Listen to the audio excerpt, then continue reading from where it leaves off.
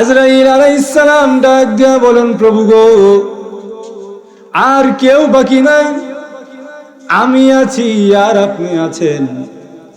আপনার তো কোনো মরণ নাই, কোনো ধ্বংস নাই, আর আমি আছি, আমার কোনো আজরাইল নাই। আমি আজরাইল আছি, কিন্তু আমার জান যে কবজ করবে এমন কোন আজরাইল ফেরেশতা নাই।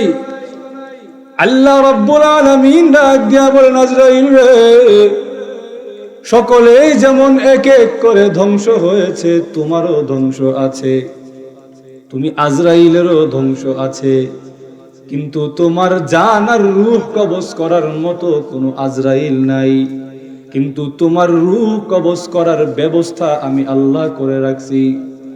হ্যাঁ আজরাইল, জান্নাত আর জাহান্নামের মাঝখান দিয়ে চলে যাও।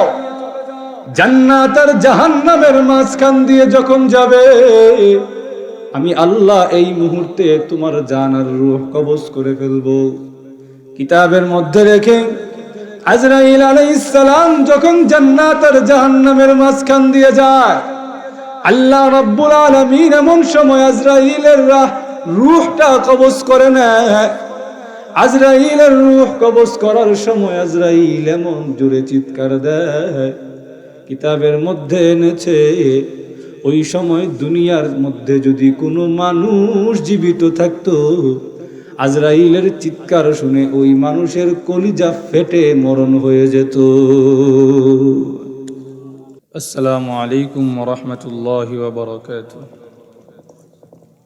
الحمد لله نحمده ونستعينه ونستغفره ونؤمن به ونتوكل عليه ونعوذ بالله من شرور أنفسنا ومن سيئات أعمالنا،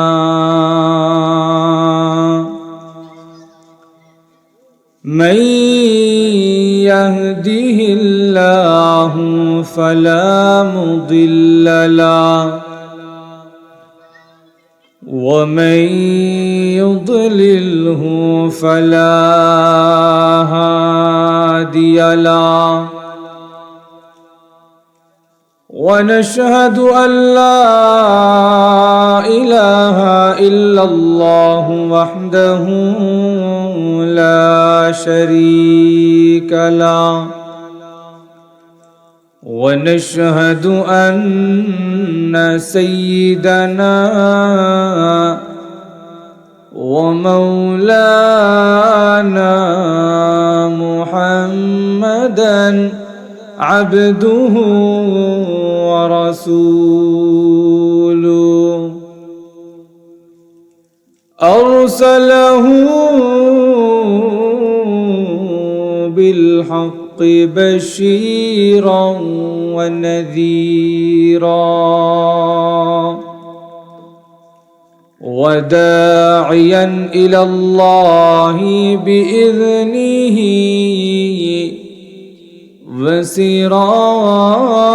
وسراجا منيرا. أما بعد، فقد قال الله تعالى في كلامه المجيد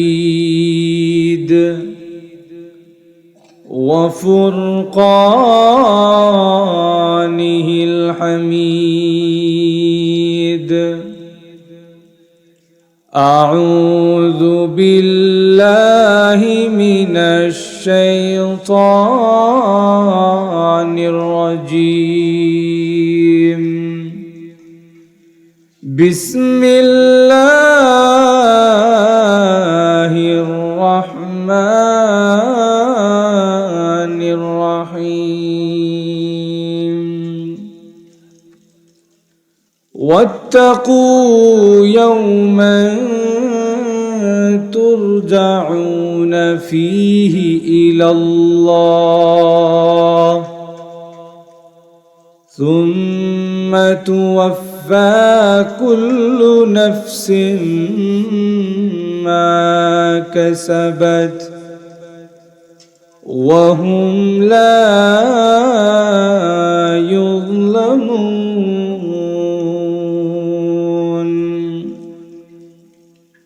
وقال النبي صلى الله عليه وسلم أخلص دينك يكفك العمل القليل.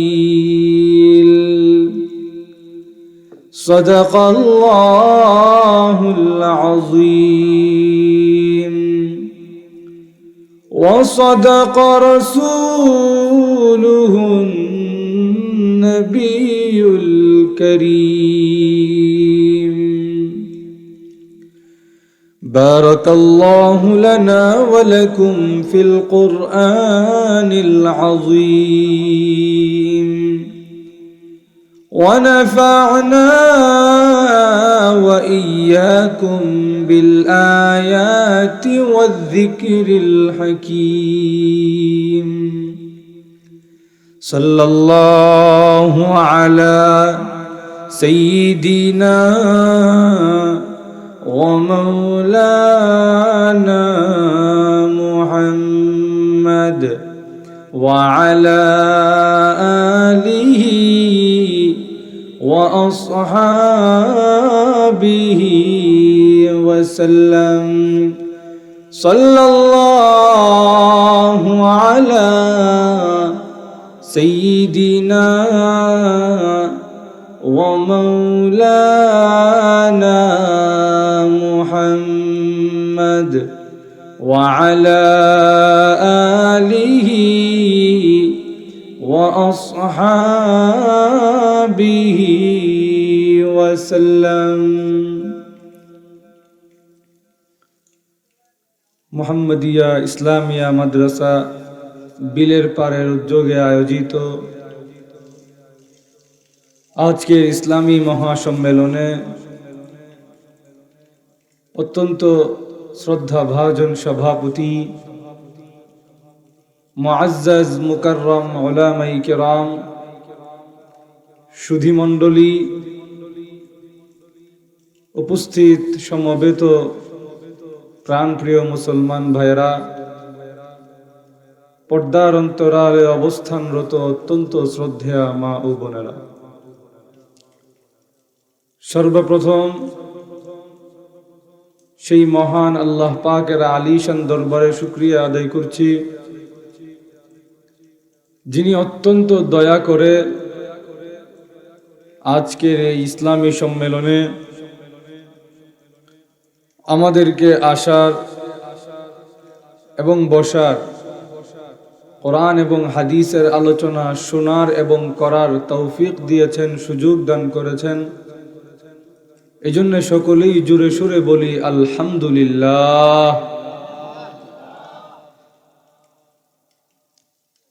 কোরআন এবং হাদিসের মজমায় মজলিসে রাসূলের হাদিসের ভাষায় যাকে বলা হয় জান্নাতের বাগান,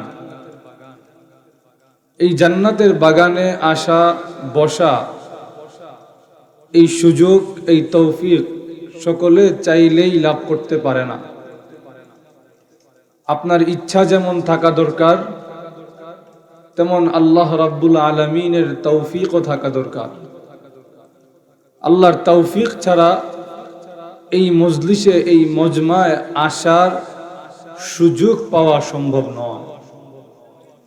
এই জন্যে কবি খুব সুন্দর করে বলেছেন, ই সাআদত বজোরে বাজুয়ে নিস্তানা বখশদ খুদায়ে বখশিন্দা।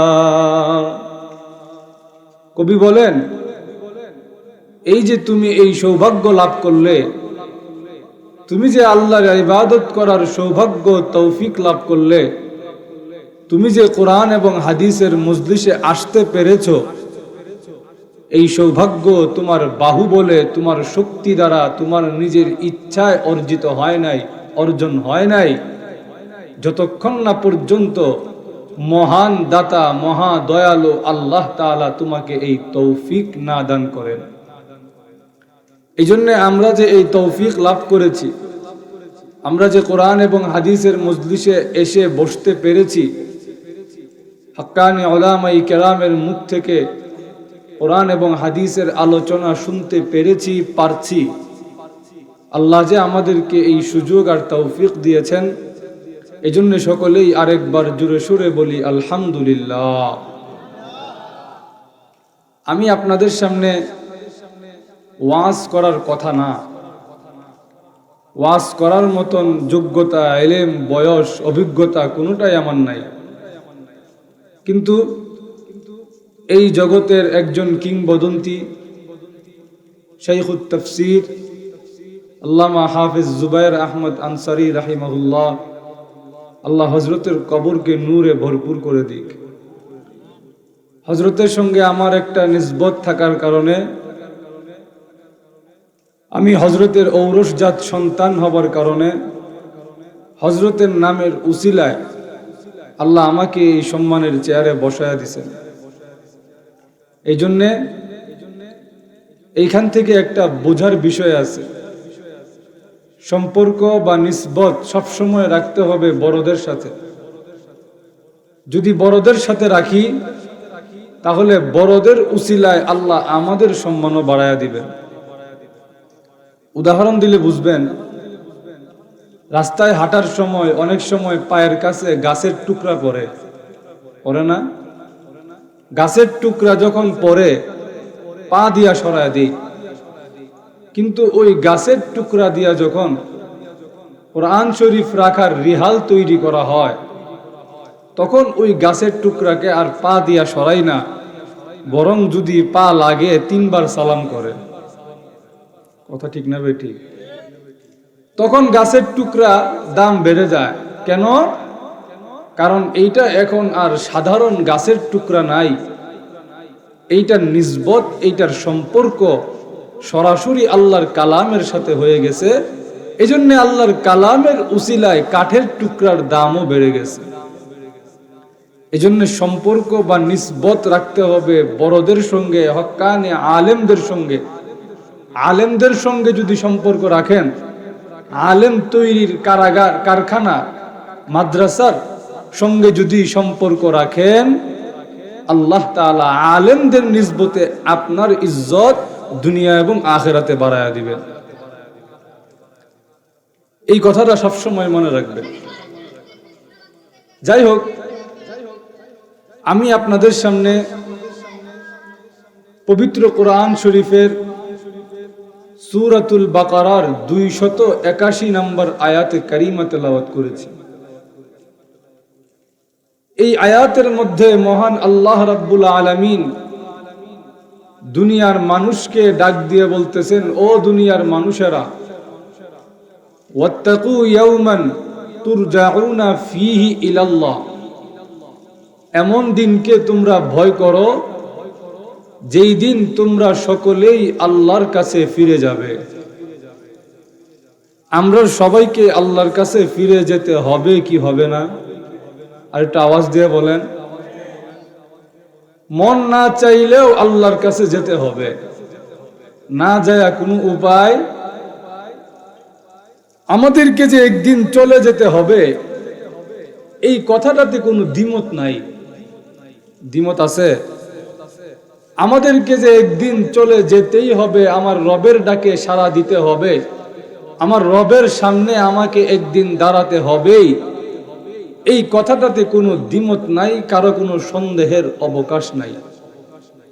এবং সবাই এই কথাতে বিশ্বাসী, মুসলমান হোক, কাফের হোক, আস্তিক হোক, নাস্তিক হোক, সকলেই এই কথা বিশ্বাস করে একদিন না একদিন আমাদেরকে এই পৃথিবী ছেড়ে চলে যেতেই হবে। কেন? কারণ নিজের চোখের সামনে নিজের মারে মরতে দেখছে, নিজের চোখের সামনে নিজের বাবা মরতে দেখছে, নিজের চোখের সামনে নিজের দাদা দাদি, নানা নানি, শ্বশুর শাশুড়ি, পাড়া প্রতিবেশী, আত্মীয় স্বজনকে চোখের সামনে মরতে দেখছে। এই কারণে মরণে কোনো সন্দেহ নাই, প্রত্যেকেই এই কথা বিশ্বাস করে একদিন না একদিন আমাদের সকলকেই মরতে হবে। কবি সুন্দর করে বলছেন, আমার আগে এই বাড়িতে বাস করেছে অনেকজন, আমার আগে এই বাড়িতে বাস করেছে অনেকজন, তারাও গেছে আমিও যাব, থাকবো না কেউ বেশিক্ষণ। আমাদেরকে যে যেতে হবে এখানে কোনো সন্দেহ নাই। আল্লাহ নিজেও কোরআনে বলছেন, আল্লাহ বলেন, কুল্লু নাফসিন যায়িকাতুল মাউত। আল্লাহ রাব্বুল আলামিন বলেন, প্রত্যেকটা প্রাণীকে মৃত্যুর স্বাদ ভোগ করতে হবে, মৃত্যুর স্বাদ আস্বাদন করতে হবে। সব কিছু ধ্বংস হয়ে যাবে, কিচ্ছু বাকি থাকবে না। চাইলেও আল্লাহর কাছে যেতে হবে, না চাইলেও আল্লাহর কাছে যেতে হবে। আল্লাহ নিজেই কোরআনে বলছেন, আল্লাহ বলেন, কুল্লু মান আলাইহা ফান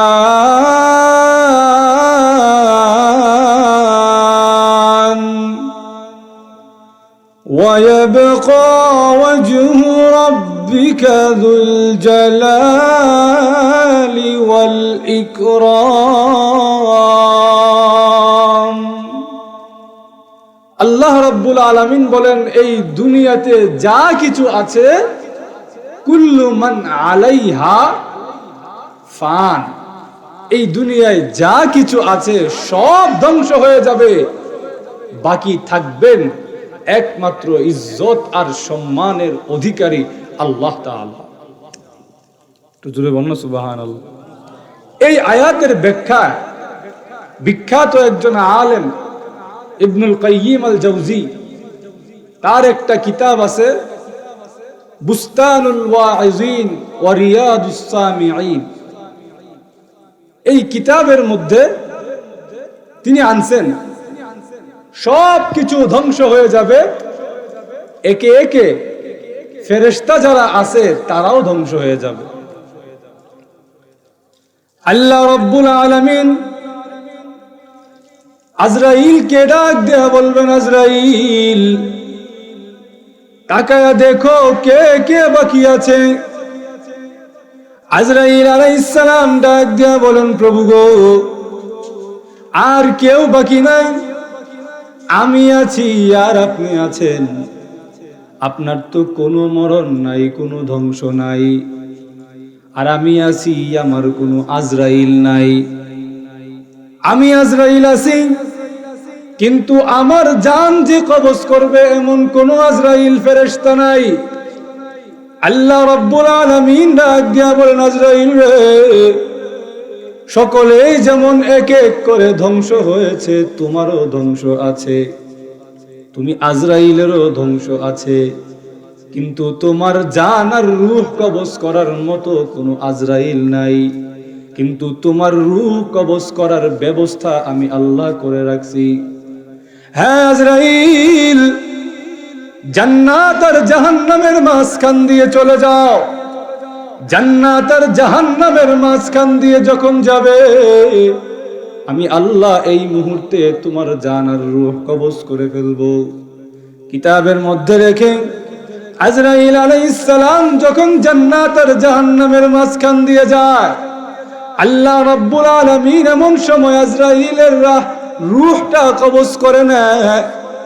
আজরাইলের রূহ কবজ করার সময় আজরাইল এমন জোরে চিৎকার দেয়, কিতাবের মধ্যে এনেছে ওই সময় দুনিয়ার মধ্যে যদি কোনো মানুষ জীবিত থাকতো, আজরাইলের চিৎকার শুনে ওই মানুষের কলিজা ফেটে মরণ হয়ে যেত। জোরে কন্যা সুবহানাল্লাহ। আপনারা ঘুমে ধরে লেছেন, আওয়াজ নাই দিয়ে আপনারা আর একটা আওয়াজ দিয়ে বলেন সুবহানাল্লাহ। সব মরবে, আজরাইলেরও ধ্বংস আছে। শুধু তাই নয়, আমাদের যে মরণ, যেই মরণের মাধ্যমে আমাদের ইহলীলা শেষ হবে, জীবন শেষ হবে, এই মরণেরও মরণ আছে। বুখারী শরীফের হাদিস, ইউতা বিল মাউত কাহাইআতি কাবিশিন আমলাহ। হাসরের মাঠে পুলসিরাতের পারে মরণ রে আনা হবে একটা দুম্বার আকৃতিতে। সুবহানাল্লাহ কইতেন না? মরণকে দুম্বার আকৃতিতে আনা হবে। এনে একজন ফেরেশতা বলবে, ও জান্নাতবাসী, ও জাহান্নামবাসী, এইটারে চিনছুনি তোমরা? তোমরা সবাই এইটা ভোগ করে আসছো, এর স্বাদ আস্বাদন করে আসছো। এটা আর কেউ নয়, এইটা হলো সেই দুনিয়ার মরণ। এই মরণকে আজকে পুলসিরাতের পারে জবাই করে দেওয়া হলো। জিন্দেগিতে আর কোনোদিন তোমাদের কাছে মরণ আসবে না। জোরে কন্যা সুবহানাল্লাহ। তাহলে মরণেরও মরণ আছে, সব কিছু ধ্বংস হয়ে যাবে, বাকি থাকবেন কে? একমাত্র আল্লাহ বাকি থাকবে।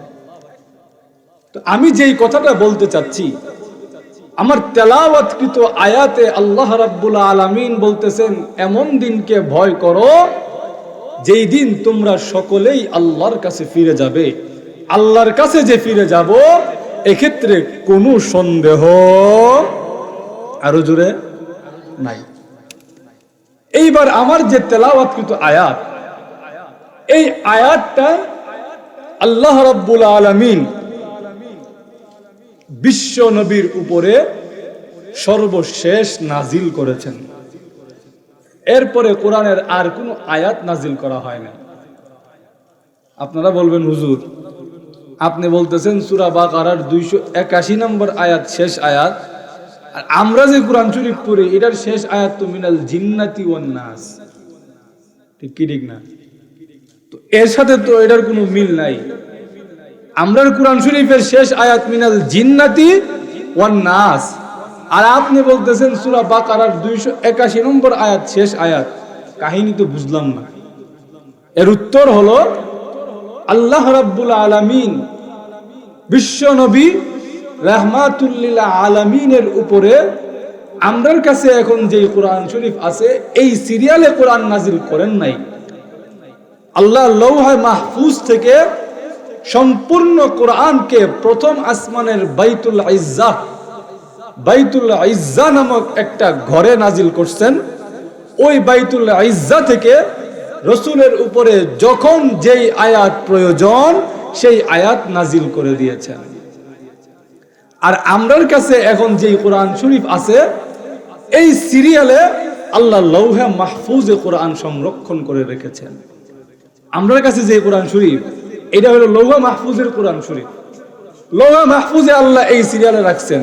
শুরুর আয়াত আলহামদুলিল্লাহি রাব্বিল আলামিন, শেষ আয়াত মিনাল জিন্নাতি ওয়ান নাস। এটা হলো আল্লাহ লৌহে মাহফুজে এইভাবে কোরআনকে সংরক্ষণ করে রেখেছেন। লৌহে মাহফুজ এটা এমন একটা বোর্ড, এই বোর্ডের মধ্যে আল্লাহ শুধু কোরআন শরীফ নয়, কিয়ামত পর্যন্ত এই পৃথিবীতে যত মানুষ আসবে, যত পশু পাখি প্রাণী আসবে, সব কিছুর সূরত ওই বোর্ডের মধ্যে লটকায় রাখছেন। সুবহানাল্লাহ। আসতে দিও তো। এই বোর্ড দামি না কম দামি? আরো জোরে। এই বোর্ডের মধ্যে আল্লাহ সব কিছু লটকায় রাখছেন, সব কিছু সংরক্ষণ করে রেখেছেন। এটা আমার কথা না, আল্লাহ নিজে বলছেন। আল্লাহ বলেন, وَكُلَّ شَيْءٍ أَحْصَيْنَاهُ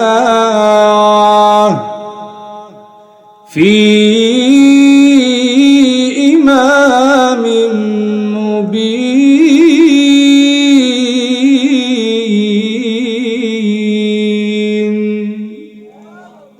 আল্লাহ বলেন ফি ইমামিম মুবিন, আই ফি কিতাবিম মুবিন। আল্লাহ বলেন প্রত্যেকটা বস্তু, প্রত্যেকটা জিনিসকে আমি আল্লাহ নির্দিষ্ট একটা কিতাবের মধ্যে সংরক্ষণ করে রেখেছি। এই লৌহা মাহফুজের মধ্যে আমরার ছবিও আছে। কিতাবের মধ্যে আনছে মানুষ তৈরির যে উপকরণ, এই নাপাক পানি যখন মায়ের পেটে যায়, তখন ফেরেশতা ওই নাপাক পানিটা হাতে নিয়ে বলে, আল্লাহ এটা কি কাজে লাগাবো নাকি নষ্ট করে দেব? কারণ সন্তান দেওয়া আর না দেওয়া এই ক্ষমতা একমাত্র কার? আরো জোরে। কোন পীর সাহেবের আসেনি? কোন পীর সাহেবের এই ক্ষমতা আসেনি আপনারে সন্তান দিত? কোন পীর সাহেবের এই ক্ষমতা নাই যে আপনারে সন্তান দিত। এমনকি আল্লাহ এই ক্ষমতা নবী রাসূলরাও দেন নাই। সন্তান দেওয়ার ক্ষমতা একমাত্র আল্লাহ। আমরা সমাজে দেখবেন অনেক জাহিল আছে, বউরে গিয়া মারধর করে। কেন? বলে ফুয়া না হইয়া ফুরি হইল কেন, এ কারণে বউরে গিয়া মারধর করে। আছে না নাই? আরো জোরে। ফুয়া দেওয়ান আর ফুরি দেওয়ান এই ক্ষমতা কি বউর হাতে আসেনি? আরো জোরে। এই বেড়ার হাতেও তো নাই। ছেলে হবে না মেয়ে হবে, সন্তান কি আসবে নাকি আসবে না, এই সম্পূর্ণ দায়িত্ব, এই সম্পূর্ণ ক্ষমতা শুধুমাত্র কার হাতে? আরো জোরে। ইব্রাহিম আলাইহিস সালাম বুড়া হয়ে গেছে, আল্লাহর কাছে কান্দে, আল্লাহ আমার দি কোনো ওয়ারিস নাই, আমার দি সন্তান নাই, আল্লাহ আপনি আমার একটা সন্তান দেন। রব্বি হাবলি মিনাস সালিহিন।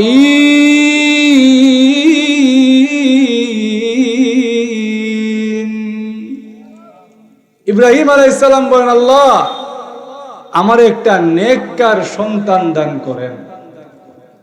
এখান থেকে বুঝবেন সন্তান চাইলে শুধু শুধু সন্তান চাইবেন না, সব লোক একটা শব্দ লাগাই দিবেন, নেককার সন্তান দেন। কথা বলেন ঠিক কিনা? অবাধ্য সন্তান হওয়ার চেয়ে সন্তান না হওয়াই ভালো। জোরে বলেন ঠিক কিনা? একটা নষ্ট ছেলে, একটা অবাধ্য সন্তান মা বাবার জীবন রে জাহান্নামের জিন্দেগি করে দেওয়ার জন্য যথেষ্ট।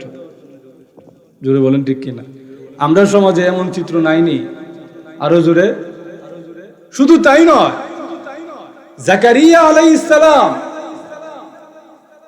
কুরআন শরীফের মধ্যে আসছে ওয়াস্তা আলার রাসু শাইবা, তার চুল সাদা হয়ে গেছে, বার্ধক্যে উপনীত হয়ে গেছে, বুড়া হয়ে গেছে। আল্লাহর কাছে বলে, আল্লাহ আমার দুই সন্তান নাই।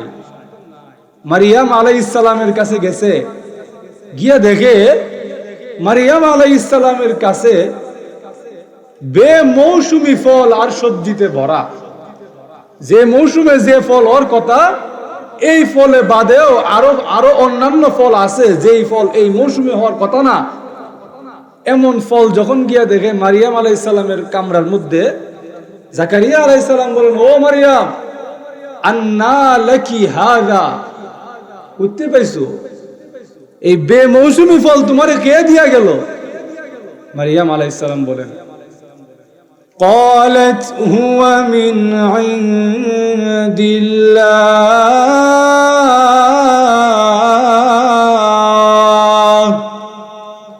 মারিয়াম আলাইহিস সালাম বলেন, এইটা দুনিয়ার কেউ দিছে না, এই রিজিক, এই বেমৌসুমি ফল আমার আল্লাহ আমাকে দান করছেন। জাকারিয়া আলাইহিস সালাম বলেন, হ্যাঁ বেমৌসুমি ফল আল্লাহ দান করি লাইছে? যে আল্লাহ বেমৌসুমি ফল দিতে পারে, যে মৌসুমে যে ফল ধরার কথা না, এই ফল যে আল্লাহ দান করতে পারে, আমিও তো বেমৌসুমি হয়ে গেছি, সন্তান দেওয়ার ক্ষমতা আমার নাই, আল্লাহ তো আমার বেমৌসুমে একটা সন্তান দান করতে পারে। এবার জাকারিয়া আলাইহিস সালাম ইশকে উঠে গেছেন, এবার আল্লাহর কাছে দোয়া শুরু করছে। هنالك دعا زكريا ربه। জাকারিয়া আলাইহিস সালাম আল্লাহর কাছে দোয়া করে, আল্লাহ হাবলি মিন লাদুনকা যুররিয়াতান তাইয়্যিবা, আল্লাহ আমার একটা নেককার সন্তান দেন, আমার একটা নেককার সন্তান দেন। আমার তো কোনো ওয়ারিস নাই, আমি চলে গেলে ইয়াকুব নবীর যে একজন উত্তরাধিকার ওয়ারিস হবে, ইয়াকুব নবীর দায়িত্ব একজন পালন করবে, এমন কেউ তো নাই। আল্লাহ আমি তো বেমৌসুমি হয়ে গেছি, সন্তান দেওয়ার ক্ষমতা আমার নাই, কিন্তু যে আল্লাহ মরিয়ম রে বেমৌসুমি ফল দান করতে পারে, সেই আল্লাহ আমারও বেমৌসুমে সন্তান দিতে পারে। আল্লাহ ডাক দেয়া বলে, ইয়া যাকারিয়া ইন্না নুবাশশিরুকা বিগুলাম ইসমুহু ইয়াহইয়া লান নাজআল লাহু মিন ক্বাবলু সামিয়্যা। আল্লাহ ডাক দিয়ে বলেন, ও যাকারিয়া, তোমারে আমি একটা ছেলে সন্তানের সুসংবাদ দিলাম। এই সন্তানের নাম হলো ইয়াহইয়া। এমন নামে আমি আল্লাহ কোন নবী ইতিপূর্বে পাঠাই নাই। তোমারে আমি ইয়াহইয়া নামক নবী, ইয়াহইয়া নামক ছেলের সুসংবাদ দিলাম। তাহলে সন্তান দেওয়ার ক্ষমতা আল্লাহ নবীদেরকেও দেন নাই। নবীরাও আল্লাহর কাছে চেয়ে চেয়ে সন্তান পাইছে। জোরে বলেন ঠিক কিনা? তাহলে কেউ যদি বলে আমার কাছে আয়ো আমি সন্তান দিয়া দেবো, তাহলে বুঝতে হইব এটা 1 নম্বরের বাটফার। জোরে বলেন ঠিক কিনা? তো যে কথাটা বলতেছিলাম, আমাদের সকলের চেহারার সুরত আকৃতি ওই বোর্ডের মধ্যে লটকানো আছে। আল্লাহ রাব্বুল আলামিনের কাছে ফেরেশতারা ওই নাপাক পানিটা দেখায়া বলেন, প্রভু গো, এই পানিটা এখন কি করব? এই পানিটা কি কাজে লাগাবো নাকি ফেলে দিব? কাজে যদি লাগাই, আঙ্গুল কি 20টা দিব পায়ে হাতে মিলায়া নাকি 22টা দিব? হ্যাঁ প্রভু, চোখ মুখ নাক কি ঠিক মতো বসাবো নাকি একটু আলাদা করে দিব? আল্লাহ রাব্বুল আলামিন ডাক দিয়া বলেন, ফেরেশতারা রে, এত ডিটেইলস আমাকে জিজ্ঞেস করার দরকার নাই। এই সন্তানটা তার মার পেটে আসার আগে তার সম্পূর্ণ বডির আকৃতি সুরত আমি আল্লাহ লৌহে মাহফুজে লটকায়া দিয়েছি। আমরা সবার চরিত্র, সবার সুরত, সবার চিত্র আল্লাহ আমরা জন্মের আগেই লৌহে মাহফুজের মধ্যে লটকায়া দিয়েছে। শুধু তাই নয়, তাফসীর ইবনে কাসীরের মধ্যে আনছে, আল্লাহর নবী, বিশ্ব নবী রাহমাতুল লিল আলামিন ডাক দিয়া বলেন, সকল নবীরা, আমার পূর্বে যত নবী এসেছে সকল নবীরা তার উম্মত নিয়ে আমি নবীর সঙ্গে মুসাফা করতে এসেছে। কোন জায়গায় মুসাফা করতে এসেছে এই কথাটা হাদিসের মধ্যে উল্লেখ নাই। মুহাদ্দিসিনে কেরাম বলেন 2টা জায়গা হতে পারে।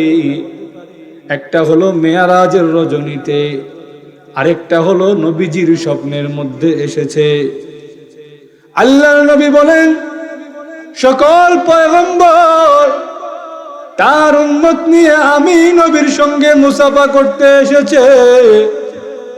আমি নবীর সঙ্গে যখন মুসাফা করতে এসেছে, এমনি তাকায়া দেখি কোন নবী 80 জন উম্মত নিয়ে এসেছে, কোন নবী 60 জন উম্মত নিয়ে এসেছে, কোন নবী 20 জন, কোন নবী 10 জন, কোন নবী 5 জন, কোন নবীর উম্মত নাই। সকলে যখন একে একে আমি নবীর সঙ্গে মুসাফা করছে, হঠাৎ করে তাকিয়ে দেখি এক নবী 6 লক্ষ উম্মত নিয়ে আমি নবীর সঙ্গে দেখা করতে এসেছে। নবী আগে আগে, নবীর উম্মতেরা নবীর পিছনে, তাদের পায়ের আঘাতে আকাশে বাতাসে ধুলায় অন্ধকার হয়ে গেছে, কিছু দেখা যায় না। আমি আল্লাহকে ডাক দিয়া বললাম, প্রভু গো, উনি কোন নবী? ওনার দেখি এত এত উম্মত। আল্লাহ ডাক দিয়া বলেন, নবী গো, উনি হচ্ছেন বনি ইসরাইলের বড় পয়গম্বর হযরতে মূসা আলাইহিস সালাম। মূসা আমার প্রিয় নবী, মূসা কালিমুল্লাহ, যেই মূসার সঙ্গে আমি আল্লাহ সরাসরি কথা বলেছি, সেই মূসা আপনার সঙ্গে সাক্ষাতে এসেছে। সুবহানাল্লাহ কইতেন না? মূসা আলাইহিস সালাম কি ছোট নবী না বড় নবী? আরো জোরে। নরম না গরম? আরো জোরে। গরম নবী।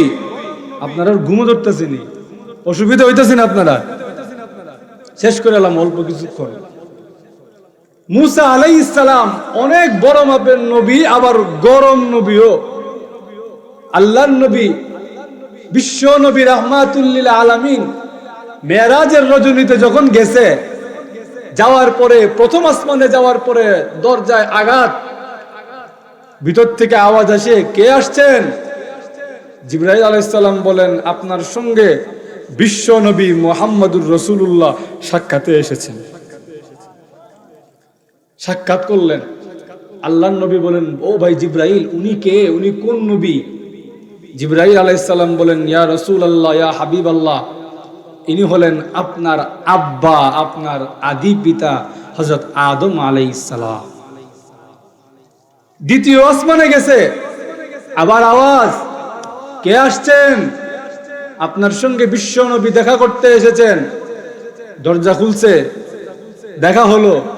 ও ভাই জিবরাইল, উনি কোন নবী? জিবরাইল আলাইহিস সালাম বলেন, ইয়া রাসূলুল্লাহ, উনি হলেন ইব্রাহিম আলাইহিস সালাম। তৃতীয় আসমানে গেছে, আবার আওয়াজ, কে আসছেন? আপনার সঙ্গে বিশ্ব নবী সাক্ষাৎ করতে এসেছেন। দরজা খুললেন, কথা হলো, সাক্ষাৎ হলো। ও ভাই জিবরাইল, উনি কে? ইয়া রাসূলুল্লাহ, উনি হলেন হযরত নূহ আলাইহিস সালাম। এইভাবে একে একে যখন উপরে উঠতেছে, পঞ্চম আসমানে যাওয়ার পরে দরজায় আঘাত, খোলার পরে দেখা হলো, সাক্ষাৎ হলো। ও ভাই জিবরাইল, উনি কে? বলে, ইয়া রাসূলুল্লাহ, উনি হলেন কালিমুল্লাহ হযরত মূসা আলাইহিস সালাম। নবীজি মূসা আলাইহিস সালামের সঙ্গে সাক্ষাৎ করে উপরের আসমানে যাইতেছেন। এমন সময় শুনে মূসা আলাইহিস সালামের আসমান থেকে জোরে জোরে আওয়াজ আসতেছে। সুবহানাল্লাহ কইতেন না? জোরে জোরে আওয়াজ করে বলতেছে, আল্লাহ তোমার কেমন ইনসাফ, আমি বুঝলাম না, তোমার বিচারটা আমি মেনে নিতে পারলাম না। মুহাম্মদ সাল্লাল্লাহু আলাইহি সাল্লাম আমার পরে আসলো, আমার পরের নবী, কিন্তু উনি আমার আগে ষষ্ঠ আসমানে উঠে যাইতেছে, আমার আগে ষষ্ঠ আসমানে যাইতেছে, অথচ উনি আসছে আমার পরে। এই বিচারটা আমি মানতে পারলাম না। এইভাবে যখন মূসা আলাইহিস সালাম অভিযোগ করা শুরু করলেন, আল্লাহর নবী ঘাবড়ে গেলেন। ও ভাই জিবরাইল, এইভাবে রবের সঙ্গে কেমনে কথা বলে? আল্লাহর সঙ্গে এমনি এইভাবে কেমনে কথা বলে? জিবরাইল আলাইহিস সালাম বলেন, ইয়া রাসূলুল্লাহ, ইয়া হাবিবাল্লাহ, আপনার এই ভাই, আল্লাহ তাকে এইভাবেই ভালোবাসেন, তিনিও আল্লাহকে এইভাবেই ভালোবাসেন। আল্লাহর সঙ্গে গরম, তাহলে কেমন গরম নবী? বড় গরম নবী মূসা আলাইহিস সালাম। মূসা আলাইহিস সালাম 6 লক্ষ উম্মত নিয়ে আল্লাহর নবীর সঙ্গে মুসাফা করতে এসেছেন। মূসা আলাইহিস সালামের উম্মত দেখে নবীজির চেহারাটা মলিন হয়ে গেল। আল্লাহর নবী ডাক দিয়ে বলেন, প্রভু গো, মূসা নবীর মতো এত উম্মত তো আমি নবীর হবে না। মূসা আলাইহিস সালাম যখন কিয়ামতের কঠিন ময়দানে এত নবীর এত উম্মত নিয়ে উঠবে, আমি মুহাম্মদ তো লজ্জায় লজ্জিত হয়ে যাব। প্রভু গো, আমি মুহাম্মদের তো এত উম্মত হবে না। নবীর চেহারাটা যখন মলিন, আল্লাহ ডাক দিয়া বলেন, নবীজি, মূসা নবীর উম্মত দেখে আপনি নবীর চেহারাটা মলিন হয়ে গেছে, আপনি একটু কষ্ট করে আপনার মাথাটা ডান দিকে ঘুরান। নবীজি বলেন, আমি মাথা ডান দিকে ঘুরালাম, তাকায় দেখি শুধু মানুষ আর মানুষ। মানুষের ভিড়ের কারণে ডান দিকের আসমান আর দেখা যায় না। আল্লাহ বলেন, নবীজি, এইবার মাথাটা বাম দিকে ঘুরান। নবী বলেন, আমি মাথাটা বাম দিকে ঘুরাইলাম। বাম দিকে এত মানুষ আর মানুষ, মানুষের কারণে বাম দিকের আসমান আর দেখা যায় না। হ্যাঁ নবীজি, এইবার মাথাটা একটু উপরে তুলেন। নবী বলেন, আমি মাথাটা উপরে তুললাম, তাকায়া দেখি শুধু মানুষ আর মানুষ। মানুষের ভিড়ের কারণে আমার উপরের আসমান ব্লক হয়ে গেছে, আমার উপরের আসমান আর দেখা যায় না। চতুর্দিকে শুধু মানুষ আর মানুষ। আল্লাহ ডাক দিয়া বলে, লগো নবীজি, মুসা নবীর 6 লক্ষ উম্মত দেখে আপনি নবীর চেহারাটা মলিন হয়ে গেছে। আপনি ডাইনে বামে উপরে যত মানুষ দেখতে পাচ্ছেন, 6 লক্ষ নয়, 6 কোটি নয়, ডানে বামে উপরে যত মানুষ দেখতে পাচ্ছেন গো, এই সবগুলো হলো আপনি বিশ্ব নবীর উম্মত। আল্লাহ নবী বলেন, আল্লাহ আমাকে বলেন, এই সবগুলা হলো আপনার উম্মত, আর এই সবগুলার লিস্টি এক এক করে সবগুলার চিত্র সূরত আমি আল্লাহ লৌহে মাহফুজে লটকায় রাখছি। তাইলে লৌহে মাহফুজে আল্লাহ আমাদের কাছে যে কোরআনটা আছে, যেই কিতাবটা আছে, এইভাবে আল্লাহ লৌহে মাহফুজে কোরআনকে সংরক্ষণ করে রেখেছেন। কেন? যেন কিয়ামত পর্যন্ত নবী আসবে না, কিন্তু কেউ যেন আল্লাহর কালামকে বিকৃত করতে না পারে। জোরে বলেন ঠিক কিনা? লৌহে মাহফুজে সুইচ, কিন্তু বাতি জ্বলে আপনার মুহাম্মদিয়া ইসলামিয়া মাদ্রাসা। ঠিক কি ঠিক না? এটা একটা উদাহরণ দিলে বুঝিলাইবা। দেখবেন যে অনেক সময় আমরা বাড়িতে কাজ করার জন্য একেবারে প্রত্যন্ত অঞ্চল থেকে মিস্ত্রি নিয়ে আসে, আসে কি আসে না? তো মিস্ত্রি যখন নিয়ে আসছে, হে যে এলাকার থেকে আইছে, ওই এলাকার বিদ্যুৎ এখনো গেছে না। বিদ্যুৎ কি জিনিস হে বুঝই না। তো হে যখন গৃহস্থের ঘরে আইছে, সন্ধ্যাবেলায় এরে বলে, বাতিটা নিবায়া দে, এই বাতিটার দরকার নাই, বাতিটা নিবায়া দে। হে চিন্তা করলো, এই বাতি কেমনি নিবাই, এই বাতি তো জিন্দিগিতে দেখছি না। এরপরেও বাড়ির যেমনি কুফি নিবাইছি, হারিকেন নিবাইছি, এমনি একটা চেষ্টা করে দেখি। হে একটা টেবিল নিয়ে আইন না, বাতির কাছে গিয়ে ফুয়ায়। বাতি কিয়ামত পর্যন্ত নিবনি। আর জোরে মালিকে কই, কিতা করস রে? বাতি নিবাই? তুই ফুয়াইলে বাতি নিব? আমরা তো বাড়ির দেখছি এমনি, আমরা ফুয়াইলে বাতি নিবে। বলো রে বলো, এটা ওইখানে সুইচ আছে, ওই সুইচে গিয়ে টিপ দে, বাতি অটোমেটিক নিবা যাইব। হ্যাঁ কই, বুঝলাম না হিসাবটা। সুইচ কই আর বাতি কই? সুইচ আর বাতির লগে তো কোনো মিল নাই। এরপরে যখন সুইচে গিয়ে টিপ দিছে আর বাতি যখন নিবা গেছে, এইবার তো হ্যাঁ কয়, কোন এক আশ্চর্য জিনিস দেখলাম। সুইচ একখানে, বাতি একখানে, একখানে টিপ দিলে আর একখানে নিবে। আল্লাহ বলে, আমার এক জায়গায় সুইচ রাখা দিছি, আমার কাছে কন্ট্রোল আমি রাখা দিছি, আর আমি নবীর বাগান যেখানে আছে, আমার কোরআন যেখানে পড়া হয়, এই মাদ্রাসা গুলাতে আমি আল্লাহ বাতি রেখা দিছি। ওইখান থেকে আমি আল্লাহ তোমাদের মুহাম্মদিয়া ইসলামিয়া মাদ্রাসার মধ্যে বাতি জ্বালাইয়া দেই। আমার কোরআনের বাতি জ্বলে। কিয়ামত পর্যন্ত কোরআন রে কেউ বিকৃতি করতে পারবে? এই গেল 1 নম্বর। 2 নম্বর বিষয়, এইবার আয়াতে ঢুকি, আয়াতের তর্জমা আর সংক্ষিপ্ত ব্যাখ্যা করে আমার আলোচনা শেষ। আয়াতের অর্থ শুরুতে একবার বলছি। আয়াতে আল্লাহ বলছেন, এমন দিনকে ভয় করো যেই দিন তোমরা সকলেই আল্লাহর কাছে ফিরে যাবে। মুফাসসিরিনে কেরাম বলেন, কোন বান্দা যদি তার মনের মধ্যে এই কথাটা রেখে দেয় যে একদিন না একদিন আমাকে আমার রবের কাছে ফিরে যেতে হবে, একদিন না একদিন আমাকে আমার রবের সামনে দাঁড়ায়া জবাবদিহি করতে হবে, এই কথা যেই বান্দা তার দিলের মধ্যে গেঁথে রাখবে, লিখে রাখবে, এই বান্দার পক্ষে জিন্দেগিতে সুদ খাওয়া সম্ভব নয়। এই বান্দার পক্ষে জিন্দেগিতে ঘুষ খাওয়া সম্ভব নয়, দুর্নীতি করা সম্ভব নয়, চুরি করা সম্ভব নয়, ডাকাতি করা সম্ভব নয়, নামাজ ছাড়া সম্ভব নয়। কথা কোন ঠিক কিনা? আল্লাহর কাছে দাঁড়ায় জবাব দিতে হবে। এই ভয় যদি মনের মধ্যে রাখেন, তাইলে কি চুরি করা সম্ভব? আরো জোরে, ডাকাতি করা সম্ভব নয়। নামাজ না পড়া, রসুলের তরিকা মতো চলা না চলা, এইটা সম্ভব নয়। কারণ আমার মনের মধ্যে আছে একদিন না একদিন আমাকে আমার রবের সামনে দাঁড়াইতে হবে। আমার রব যদি আমাকে জিজ্ঞেস করে, কিরে বসুরুদ্দি আর নসরুদ্দি, তোরে যে আমি আল্লাহ এত নিয়ামত দিছি, তুই যে আমি আল্লাহর রিজিক খাইছোস, আমি আল্লাহর দুনিয়াতে থাকছোস, আমি আল্লাহর বিধান যে মানলি না, কোনো জবাব আছে? আরো জোরে।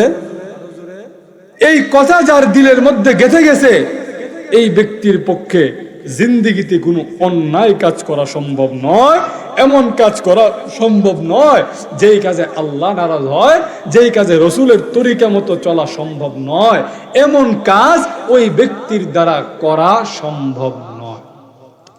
এই জন্যে এই একটা আয়াত, এই আয়াত আমাদের পারিবারিক জীবন, আমাদের সামাজিক জীবন, আমাদের জাতীয় জীবন, আমাদের রাজনৈতিক জীবন, আমাদের আন্তর্জাতিক জীবনকে পরিপূর্ণভাবে পরিবর্তন করে দিতে পারে।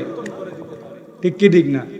যদি বলেন, আমি যদি বলি, চাচা আল্লাহর কাছে জবাব দিতে হবে, আপনার ছেলেরা যে নামাজ পড়ে না, আপনি দিয়ে কিছু করেন না, আপনার কোনো জবাব আছে? আপনি যদি চিন্তা করেন যে আমার পুতে যে নামাজ পড়ে না, আমার ছেলেটা মসজিদে যায় না, আমার ছেলেটা দিনের পথে নাই, বেদিনের হাতে চলে, তাহলে এই জবাবটা তো কিয়ামতের কঠিন ময়দানে আমাকে আল্লাহর সামনে দাঁড়ায় দিতে হবে। এই ভয় যার মনের মধ্যে আছে, তার পক্ষে এই আল্লাহর বিধানের অমতে চলা, পরিবারকে মেনটেন না করে পরিবারকে যেমনে মন চায় এমনে চালানো, এমনে কন্ট্রোল করা তার পক্ষে সম্ভব নয়। কথা বলেন ঠিক কিনা? আমিরুল মুমিনিন হযরত ওমর রাদিয়াল্লাহু আনহু, উনি একবার মরুভূমিতে গেছে, পাহাড়ের ভিতরে কেউ নাই, গিয়া দেখে একটা নিগ্রো রাখাল, কালো রাখাল, সে বকরি চড়ায়। ওই রাখাল রে বলতেছে, কিরে তোর একটা ছাগল আমার কাছে বেচিলা, আমি তোরে টাকা দিমু না, একটা আমার কাছে বেচা দে, আর তোর মালিক রে বলিস যে মালিক একটা ছাগল তো বাঘে খায়া লাইছে, আর বাঘে যে ছাগল খায় এটা মালিকে বিশ্বাস করব, কারণ পাহাড়ের এদিকে আসলে অনেক সময় বাঘে ছাগল খায়া লায়, এটা মালিকরা জানে, আর আমিও তোরে কিছু দিমু না, তবে বেশি দিতাম না, কারণ চুরির মাল এটা বেশি দামে বেচন যায় না। জোরে বলেন ঠিক কিনা? ওমর রাদিয়াল্লাহু আনহু বলেন, মনে মনে বলেন, তোরে পরীক্ষা করি, দেখি তোর ঈমানটা কতটুকু মজবুত। ওই নিগ্রো রাখাল আমিরুল মুমিনিন ওমরকে চিনে না। এইবার নিগ্রো রাখাল বলেন, লাম্বা তো কম হইছেন না, বুদ্ধিটা আকলটা বুঝি এখন হইছে না। আপনি যে আমারে বলতেছেন, আমার মালিকরে কইতাম যে ছাগলটা বাঘে খায়া লাইছে, মালিকও বিশ্বাস করব, এটা তো আমার দুনিয়ার মালিক, আমার আখিরাতের মালিক কি আমারে দেখে না? সুবহানাল্লাহ কইতেন না? ওমর রাদিয়াল্লাহু আনহুকে ওই রাখাল বালক ডাক দিয়া বলে, আমাকে আমার দুনিয়ার মালিক দেখে না, আমি আমার দুনিয়ার মালিকের কাছে মিথ্যা বলে পার পেয়ে যেতে পারি, কিন্তু আমার আখিরাতের মালিক, আমার দিন এবং দুনিয়ার মালিক মহান আল্লাহর চোখে আমি কেমনে ফাঁকি দিব? রাখাল বালকের এই কথা শুনে আমিরুল মুমিনিন ওমর চোখের পানি ছেড়ে দিয়ে কান্দে। আমিরুল মুমিনিন হযরত উমর রাখালকে ডাক দিয়া বলেন, ওরে রাখাল বালক, আমি হলাম আমিরুল মুমিনিন হযরত ওমর, আমি কোনো সাধারণ মানুষ নই, আমি হলাম খলিফাতুর রাসূল, আমিরুল মুমিনিন। আমি ওমরের এক আঙ্গুলের ইশারায় অর্ধেক পৃথিবী পরিচালিত হয়। আমি ওমর তোর ঈমানটা পরীক্ষা করলাম, এই মরুভূমির ভিতরে নির্জন পাহাড়ে তোর মতো রাখালের কাছেও যখন আল্লাহর কোরআনের বাণী পৌঁছে গেছে, আমার আর কোনো টেনশন নাই, চিন্তা নাই।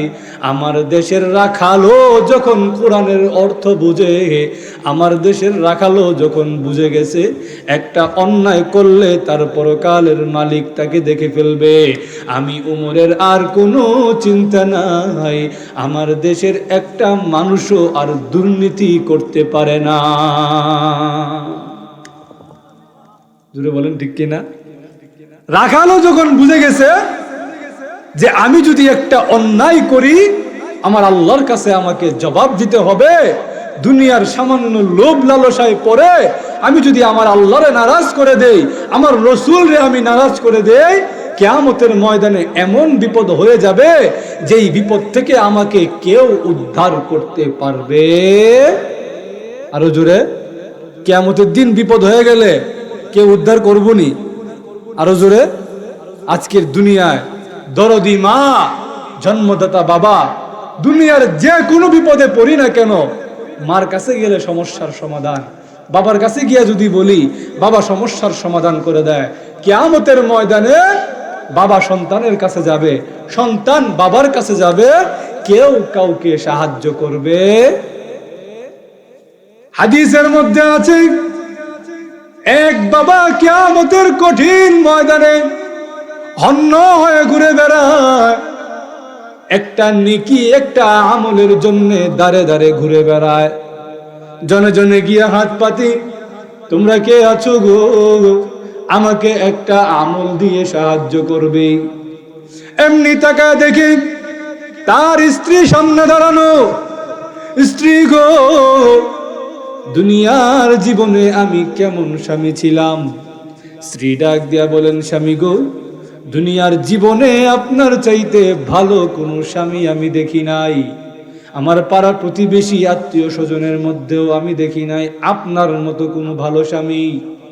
স্বামী ডাক দিয়া বলেন, স্ত্রী, আজকে কিয়ামতের কঠিন ময়দানে আমি একটা নেকির শর্তের মধ্যে পড়ে গেছি।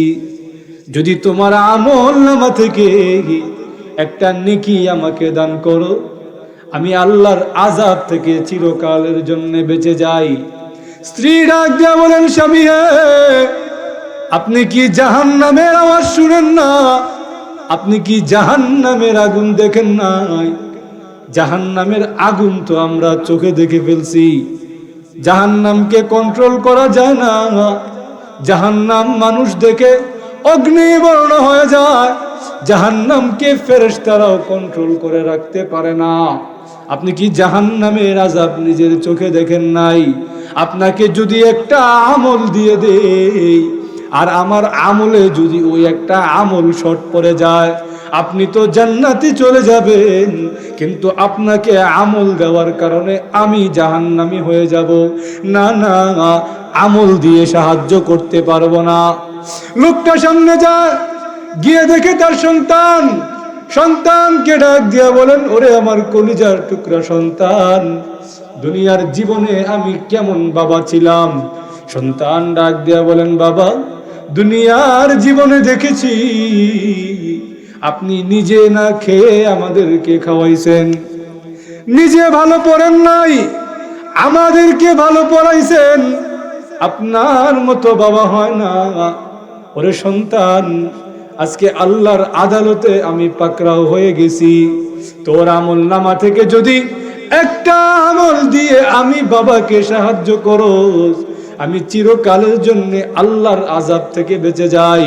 সন্তান ডাক দেয়া বলেন, বাবা, যে আযাবের ভয়ে আপনি আমার কাছে এসেছেন, ওই আযাবের ভয় তো আমারও আছে। চোখের সামনে জাহান্নামের গর্জন শুনতে পারছি। ও আব্বা, যদি আপনাকে আমল দিয়ে দেই আর ওই একটা আমল যদি আমার শর্ট পড়ে যায়, আপনাকে আমল দেওয়ার কারণে আমি জাহান্নামবাসী হয়ে যাব।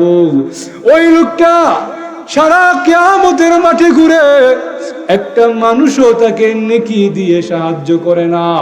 এই জন্য আল্লাহ রাব্বুল আলামিন ডাক দিয়া বলেন, বান্দা বান্দিরা রে, কে জাহান্নামের আগুন থেকে বাঁচাও, আর এমন দিনের ভয় করো যেই দিনে তোমরা সকলেই আমি আল্লাহর কাছে ফিরে আসবে। যদি ওই দিনের প্রস্তুতি না নিয়ে আসো, কিয়ামতের কঠিন ময়দানে তোমাকে একটা নেকি দিয়েও কেউ সাহায্য করবে না। একটা নেকি দিয়েও কেউ সাহায্য করবে না। সুতরাং যেই কোনো কিছু করার আগে বুঝা শুননা করা দরকার। জোরে বলেন ঠিক কিনা? কারণ আল্লাহর কাছে দাঁড়ায়া একদিন জবাব দিতে হবে। আমিরুল মুমিনিন হযরত ওমর আরেকদিন একটা ঘরের পাশ দিয়া যায়, দেখে মা মেয়েরে বলতেছে, আজকে দুধ কদ্দুর দিছে গো? আম্মা আজকে 2 লিটার দিছে। 2 লিটার রে আরো 2 লিটার পানি দিয়া 4 লিটার বানায় দাও। মেয়ে কয়, আম্মা আপনি কি শুনেন নাই আমিরুল মুমিনিন নিষেধ করেছেন দুধের মধ্যে কেউ পানি মিশাবা না? মা কয়, আমার মেয়েটা স্মার্ট হতে পারলো না, আধুনিক হইতে পারলো না। দুধের মধ্যে যে পানি মিশাইতেছস এটা কি ওমর এসে দেখতেছে নাকি? ওমর কই আর তুই কই? মেয়ে ডাক দিয়া বলে, মা ওমর দেখে না, ওমরকে সব কিছু দেখার ক্ষমতা আল্লাহ দেয় নাই। ওমর হলো আল্লাহর খলিফা, আল্লাহর স্থলাভিষিক্ত। ওমর হলো আমাদের সর্দার। ওমরকে সব কিছু দেখার ক্ষমতা আল্লাহ দেয় নাই। কিন্তু মাগো ওমরের রব যে আছে, ওই রব তো সব কিছু দেখতে পায়। পায় কি পায় না? আরো জোরে। মা দুধের মধ্যে যে পানি দিব ওমর তো দেখবে না, উমরের রব তো দেখবে, আল্লাহ তো দেখবে। উমরের রবের কাছে কি জবাব দিবেন? আমিরুল মুমিনিন হযরত ওমর তিনি শুনতেছেন ঘরের বাইরে থেকে। পরের দিন সংবাদ দিয়া ওই মা মেয়েরে নিজের দপ্তরে নিয়ে গেছে। গিয়া বলে, কি গো তোমার মেয়েটা কই? বলে, আমার মেয়েটা তো আছে অমুক জায়গায়। কালকে তো তোমরার এমন কথাবার্তা আমি শুনছি, তোমরা মা মেয়ের দুজনের কথাই আমি শুনছি। এইবার মহিলা কয়, লা হাওলা ওয়ালা কুওয়াতা ইল্লা বিল্লাহিল আলিয়্যিল আযীম। আমার আর উপায় নাই। ওমরে শুনে লাইছে আমি কি কইছি উমরের নামে। এইবার কি হবে? ওমর বলেন, তোমাকে আমি কঠিন শাস্তি দিতাম, কিন্তু তোমার পেট থেকে এমন নেককার মেয়ে বের হয়েছে, এই মেয়ের উসিলায় তোমারে মাফ করে দিলাম। শুধু তাই নয়, ওই মেয়েরে নিজের পুত্র বধূ বানাইছে। তাহলে যেই কোনো কিছু করার আগে কে দেখলো আর কে দেখলো না তাতে কিছু যায় আসে না। যিনি দেখার তিনি দরজার ভিতরেও দেখেন, দরজার বাহিরেও দেখেন, কম্বলের নিচেও দেখেন, কম্বলের বাহিরেও দেখেন। আলোতে যেমন দেখেন অন্ধকারেও তিনি দেখেন। শুধু দেখেনই না, তিনি একটা পিপিলিকা যখন হেঁটে যায় ওই পিপিলিকার খবরও তিনি রাখেন। তুই বলেন ঠিক কিনা? যে আল্লাহর এত ক্ষমতা, যে আল্লাহ আমরা সৃষ্টি করছে, সেই আল্লাহরে ফাঁকি দিয়া অন্যায় করবেন এই সুযোগ দুনিয়ার জীবনে নাই। এজন্য আল্লাহ বলছেন, আমার কাছে একদিন ফিরে আসবা, আর ওই দিনের প্রস্তুতি নিয়ে আইসো। ওই দিনের প্রস্তুতি না নিয়ে আসলে আমি আল্লাহ যেমন দয়াশীল দয়ালু, আমি আল্লাহ আবার কঠিন শাস্তি দেনেওয়ালাও। আল্লাহ বলেন, فَيَوْمَئِذٍ لَا يُعَذِّبُ عَذَابَهُ أَحَدٌ وَلَا يُوثِقُ وَثَاقَهُ أَحَدٌ। আল্লাহ বলেন, সেই দিন আমি আল্লাহর মতো বন্ধুত্ব কেউ করতে পারবে না, আমি আল্লাহর মতো শাস্তিও কেউ দিতে পারবে না। আমরা তো খালি কই আল্লাহ দয়ালু, আল্লাহ মাফ করে দিব না। আল্লাহ কয়, আমি তো দয়ালু, আবার আমি যু শাদীদিল ইকাব, আমি আল্লাহর শাস্তি বড় কঠিন শাস্তি। এজন্য পারা যাইবনি ইনশাআল্লাহ। আল্লাহ এবং তার রসুলের তরিকা মতো চলা যাইবনি ইনশাআল্লাহ।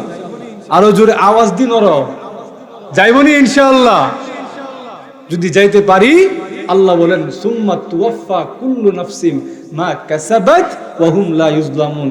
তোরা আমার জন্য যে যে আমল নিয়ে আসবি তার পরিপূর্ণ বদলা আমি আল্লাহ তোদেরকে দান করব, কোন জুলুম আমি আল্লাহ করব না। ইমানদারদের জন্য জান্নাত, কাফের বেঈমানদের জন্য জাহান্নাম। আপনারা কোন দলে যাইতে চান? আরো জোরে, জান্নাতে যদি যেতে হয় আল্লাহ এবং তার রসুলের হুকুম মতো চলতে হবে। আল্লাহর হুকুম রসুলের তরিকা মতো যদি চলতে পারি, কিয়ামতের ময়দানে আল্লাহ আমাদের হাতে জান্নাতের সার্টিফিকেট দিয়ে দিবে। পারা যাইব তো ইনশাল্লাহ? আরো জোরে। আল্লাহ রাব্বুল আলামিন আমাদেরকে আমল করার তৌফিক দান করুক।